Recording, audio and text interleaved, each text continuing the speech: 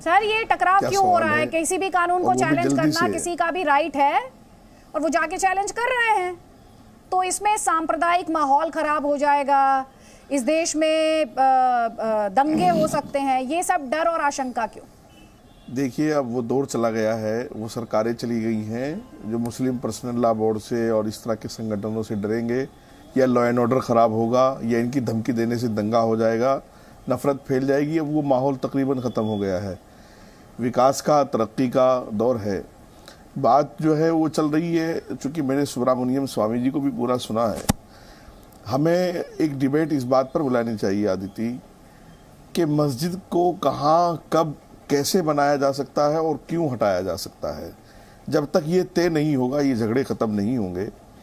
अगर इतिहास इस बात की गवाही देता है, लोग इस बात की गवाही देते हैं कि किसी के गुरुद्वारे पर, किसी की चर्च पर, किसी की मंदिर पर आपने उसको हटा करके मस्जिद बनाया है, किसी के घर को कब्जा करके मस्जिद बनाया है, तो इस्लाम तो ऐसी मस्जिद बनाने की इजाज़त ही नहीं देता।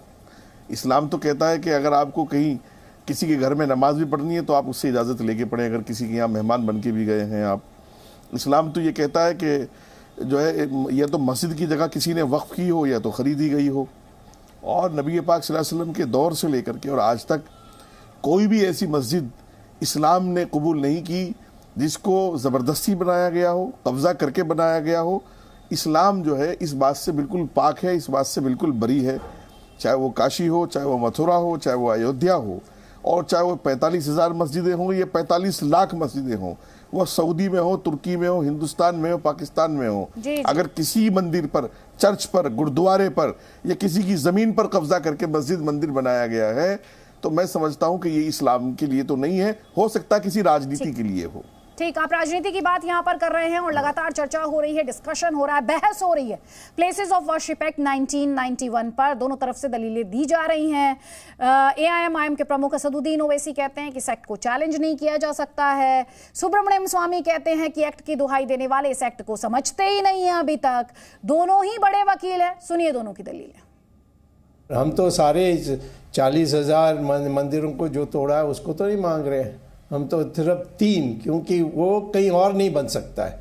राम मंदिर, क्योंकि राम वहाँ पैदा हुए तो वहीं बन सकता है, तो बाबरी मस्जिद को हटाना था।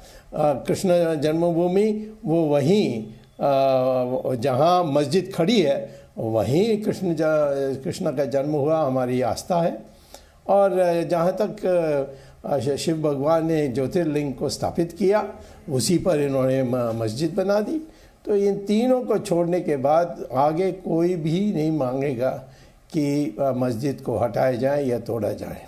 5 जजेस का जजमेंट कह रहा है कि 91 एक्ट अब तो संविधान के बेसिक स्ट्रक्चर का हिस्सा है, तो ये बिल्कुल गलत है। ये तो आप तो फिर से 1948 में जिस तरह बाबरी मस्जिद में मूर्तियां रखी गई थी और उसके बाद दुनिया ने देखा कि क्या हुआ, तो वही हथकंडे, वही हरबे को इस्तेमाल किया जा रहा है दोबारा। और ये सरासर कानून का वायलेशन है, कोर्ट का वायलेशन है। और मैं उम्मीद करता हूं कि योगी सरकार जो है 1991 एक्ट के तहत जो कोई रिलीजियस प्लेस के नेचर को चेंज करने की कोशिश करेगा, उनके ऊपर FIR बुक करे। 3 साल की सजा का प्रोविजन है उसमें। जिस तरह रात के अंधेरे में चोरों ने बाबरी मस्जिद के अंदर मूर्तियां रखी थी, तो उसको हथकंडा नहीं बोलेंगे तो क्या बोलेंगे? बहुत ही अच्छा गांधीयन एक्ट बोलेंगे उसको आप। तो उसके बाद क्या हुआ बताइए? दुनिया ने देख लिया क्या हुआ। आपने मस्जिद को बंद कर दिया, आपने मुझे नमाज पढ़ने से महरूम कर दिया। फिर राजीव गांधी के ज़माने में जब कंप्यूटर नहीं था तो 10 मिनट में 30-40 पेज का ऑर्डर आ गया, आपने तालों को खोल दिया और फिर 6 दिसंबर को आपने उसको शहीद कर दिया। और फिर कोर्ट का फैसला आ गया कि किसी ने मस्जिद को तोड़ा ही नहीं। भाई मैं तो अपनी मस्जिद से महरूम हो गया ना। वही तारीख को दोहराया जा रहा है।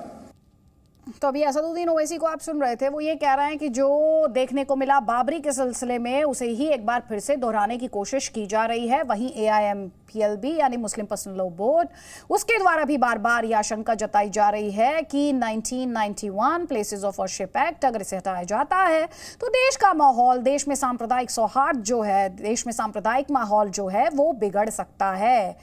जल्दी से एक कॉमेंट यहाँ पर अजय आलोक जी आपका, और उसके बाद सैयद असीम वकार। देखिए, देश का कोई माहौल वाहौल नहीं बिगड़ेगा। ये लोग अपनी बातों से देश का माहौल बिगाड़ते हैं, और ये असदुद्दीन ओवैसी की आज की आदत नहीं है। मतलब प्लेसेस ऑफ वर्शिप एक्ट अपने आप में असंवैधानिक है। इसको सुप्रीम कोर्ट में चैलेंज भी किया जा चुका है, अब हियरिंग हो रही है। Custodian of the constitution supreme court है। ऐसा नहीं है कि पार्लियामेंट कोई भी कानून बना दे और वो कानून अगर न्याय संगत या न्याय तर्कपूर्ण नहीं हो तो सुप्रीम कोर्ट उस कानून को चलने देगा। हमारा तो यही मानना है भाई कि 1947 एक्ट कहता है, आज मैं कहने लगूं कि जामा मस्जिद भी हमारी है और मैं सबूत लाके दे दूं,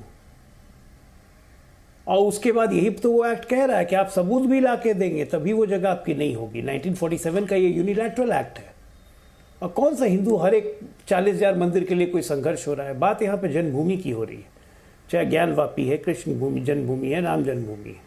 ये तीनों बिल्कुल दिल से जुड़े हुए मुद्दे हैं एक बहुसंख्यक समाज के, और ये जेन्युइन मुद्दे हैं। खुद मुसलमान जानते हैं कि नहीं, यहाँ पे ये मंदिरें तोड़ के ये मस्जिदें बनाई गई।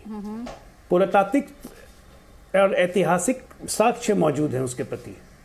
जिस ढंग से पिछले 1 साल में ये सब डेवलपमेंट हुआ है, एक लोग जान रहे हैं, एक परसेप्शन बन चुका है, तो कोई सांप्रदायिक तनाव नहीं बढ़ेगा। आम मुसलमान और आम हिंदुओं को इससे मतलब नहीं है कि सांप्रदायिक तनाव बनाओ, सब कोई मिल के रहना चाहते हैं। ये जो धर्म के ठेकेदार हैं वो वैसी टाइप के आदमी, और बाकी और सलमान बिर्क और समाजवादी पार्टी जैसे तत्व, ये लोग बिल्कुल सांप्रदायिक माहौल बना के देना चाहते हैं कि देखो मुसलमानों, मैं आ गया हूं तुमको बचाने के लिए। अरे कौन मार रहा है जो वो बचाने आए हो? कहते हैं हमें नमाज पढ़ने की इजाजत नहीं दी बाबरी मस्जिद में। कितने दिन से बाबरी मस्जिद में नमाज पढ़ी जा रही थी भाई? ठीक है, तो कोई तर्क है ये? आपको एक माहौल को विषैला करना है तो आप करते रहिए, आपका एजेंडा वही है, ये जनता जान चुकी है। इस पर सैयद असीम वकार से जवाब लेंगे, लेकिन इससे पहले असदुद्दीन ओवैसी और सुब्रमण्यम स्वामी की एक और जिरह हम आपको सुनाते हैं। ये मैं पूछने चाहता हूं कि जब सुप्रीम कोर्ट ने 1994 में ये कहा कि मस्जिद जो है वो तोड़ा जा सकता है, उसको हटाया जा सकता है, उसका कोई धार्मिक स्थान नहीं है, और टर्की में आप जाकर गूगल में जाकर निकालिए, इतना ही लिखिए कि demolition of mosques in Turkey या सऊदी अरेबिया या कोई भी मुसलमान का देश, वो लिस्ट देंगे लंबा जितना तोड़ा है। जो टर्की का प्राइम प्रेसिडेंट है उससे पूछा गया कि भाई आप इतने मस्जिद को क्यों तोड़ रहे हैं? उसने कहा मुझे सड़क बनाना है, मस्जिद तो कहीं भी बन सकता है। मस्जिद का कोई भी 3 ही पुण्य स्थान है मुसलमानों के लिए, एक है मक्का, दूसरा है मदीना और तीसरा है अल-अक्सा। इसको छोड़कर और कोई भी चीज़ उनके लिए पुण्य नहीं है या धार्मिक नहीं है। 1991 में इसी ज्ञानवापी मस्जिद के लिए हाई कोर्ट ने स्टे दे दिया। आप 2021 में जाते हैं और जाकर कहते हैं कि मस्जिद के नीचे वहां पर आप सर्वे कराइए और दूसरा इस शख्स को कमिश्नर बनाइए। अरे भाई क्या हो रहा है देश में, क्या हो रहा है बताइए आप? फिर पार्लियामेंट का एक्ट क्या, उसको क्या हम डस्टबिन में डाल दें? सुप्रीम कोर्ट के फैसले को, जो 5 जजेस का फैसला है जिसमें कहा गया कि 91 का एक्ट संविधान के बेसिक स्ट्रक्चर का हिस्सा है, नेचर ऑफ द प्रॉपर्टी को नहीं छेड़खानी की जाएगी उससे।